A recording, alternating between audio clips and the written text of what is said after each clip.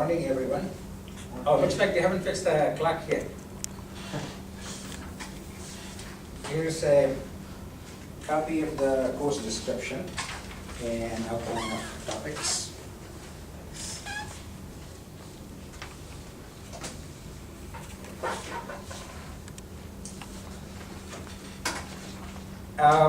Today we want to continue our discussion on a review of hardware, and then later on we will start looking at fault modeling in hardware. But before that, let's review what we were discussing about redundancy.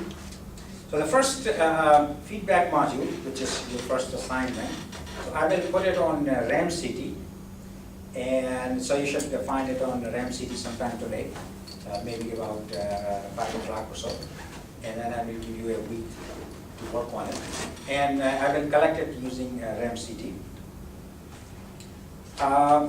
So we were talking about these forms of redundancy.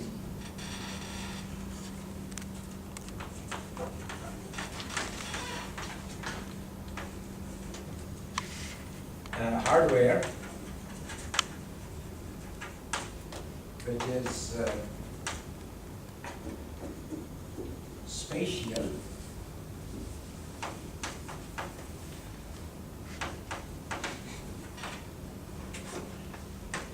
or you can have redundancy in time or temporal. Basically, in order to achieve high reliability, you want to counteract the effect of faults, and that means you need to put some extra resources, and these extra resources can take one of these forms: procedural,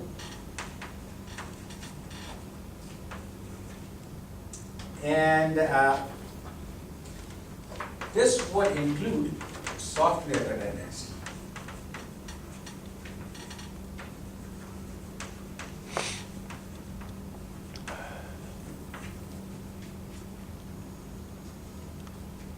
And then, now these are the more common forms of redundancy, or more common terms that people talk about. And then you have analog redundancy.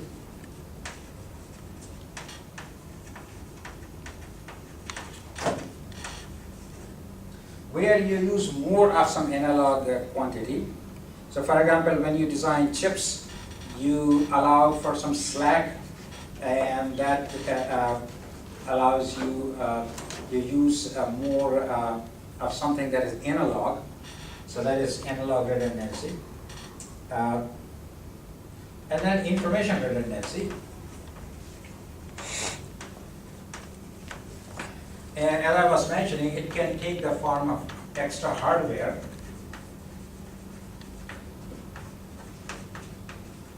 or it can take the form of extra time. So the first assignment is going to be like this. You have to identify 3 examples of redundancy. One of the examples has to come from nature. Another example has to come from some field of human design, some example of human design, but not from computers. And third example has to come from something about computer hardware, software, or systems. So 3 examples. And for each of them, classify what type of redundancy it is, and comment about effectiveness of that redundancy, how effective it is. Briefly, not too long. So that is going to be your first assignment. Any questions on our early discussions on redundancy and introduction to the course? So last time we were looking at digital systems.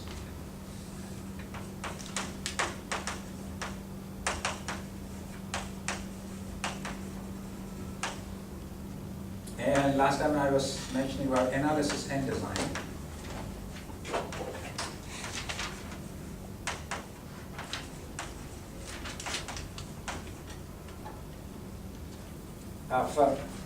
So first we were looking at combinational circuits.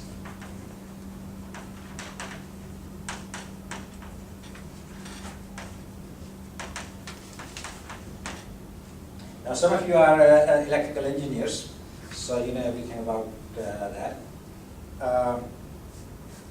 And I was giving an example of redundancy in combinational design.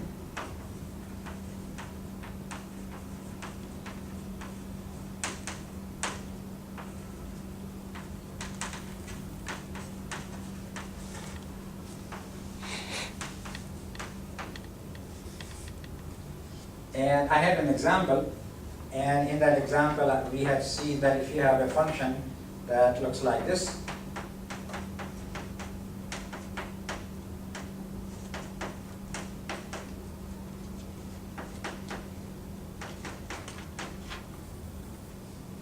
then here is the redundant term.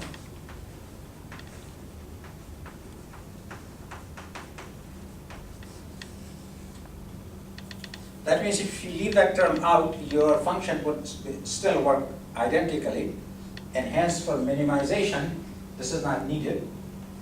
But if you put that in, your design is not going to be minimal, but it will still work. However, if you implement that using 3 AND gates and 1 OR gate, then one of the inputs of the OR gate, you will have so here the circuit would look like this. So here you have the 3 AND gates and 1 OR gate. So here is this term here. And I was mentioning that if this is stuck at 0, then it is untestable. Now this is a common abbreviation we will use for stuck at. And as we are going to discuss, if you look at the actual defects that tend to occur in hardware, this is a lot of defects. They make a line look like as if it is stuck at 0 or as if it is stuck at 1. So these are a very common type of faults. Now it could be because maybe this line is shorted with the ground, which by definition represents a 0, or it could be because of some other reason, but whatever the reason. So if this is untestable, then you will notice that if this line was not there, your circuit would still work correctly. So so this is a connection between redundancy and untestable faults. In hardware, if a fault is untestable, that basically means that you have some redundancy in the hardware. In a very large hardware design, it is actually quite common for a few faults to be untestable. And whenever a circuit is designed, you need to come up with a set of tests to test for that circuit thoroughly. If you have untestable faults, then test generation algorithm, they need to be terminated if they have spent a lot of time looking for tests for a fault, because the fault, if you haven't found test for after some computation time, then it's likely that it is untestable. In hardware, in software also, you have something equivalent to untestable faults. You can have some faults which invisible paths. Pardon me? Invisible paths in testing. Like when you have a path and it's invisible, you can't test it. There is like no input that can satisfy the path. Yeah, you can have some path which cannot be entered. Yeah. So, for example, you can have some code which is only triggered in case of some hardware exceptions. Or maybe sometimes you have, it is very common in software to have some dead code. So you can have some of the code. So for large programs, it is not uncommon to have maybe 5% dead code. So code that was there earlier, maybe it performed some useful function, and you kept redesigning it, so the code is left behind, but it is not connected to anything. So in case you have any bugs in the dead code, you're not going to detect those faults. So, observation is that redundancy can lead to undetectable faults.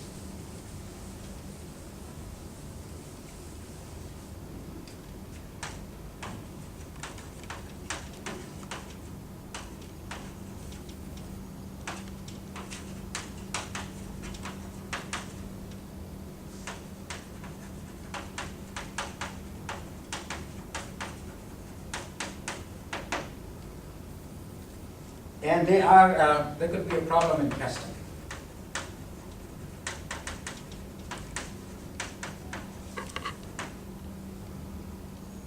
Now let us look at a couple of terms that we will need to use when we talk about hardware testing. One of the terms is fan out. Now sometimes you have output of a gate going to a number of places. In fact, that's quite common.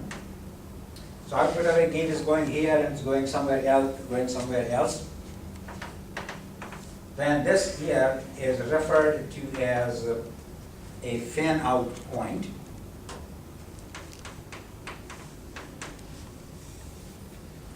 And sometimes we refer to fan out when we talk about test generation approaches. Now there is something that is called a reconvergent fan out.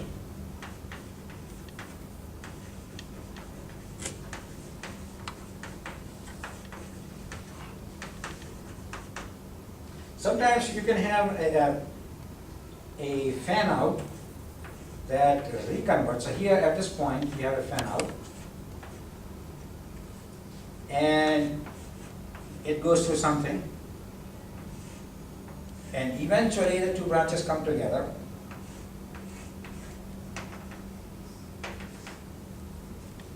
So here, the fan out reconverges here, and so this is called reconvergent fan out.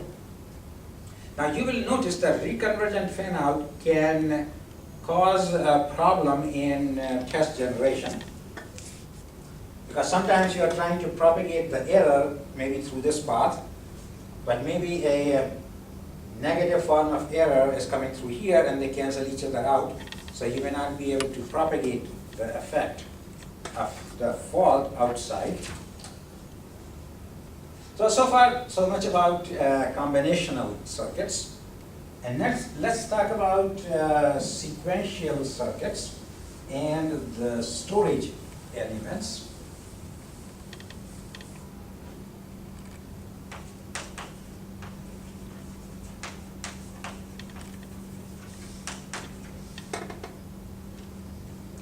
Basically,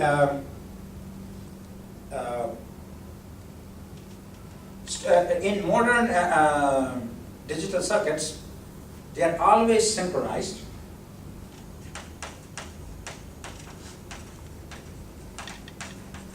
Using a clock.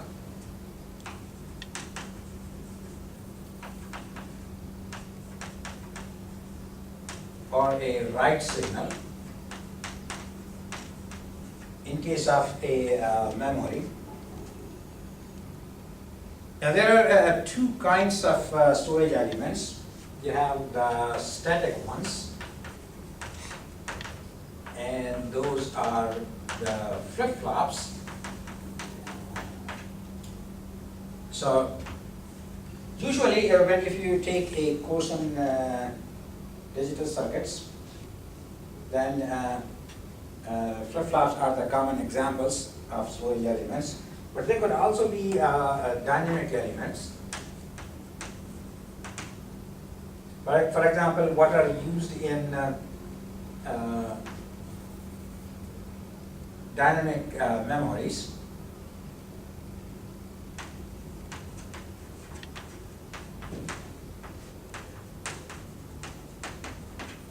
Basically, at any node, you have the capability of storing some charge, and in case of dynamic storage element, you have some charge stored at a node, and so if the charge is there, it represents a 1, When it is not there, it will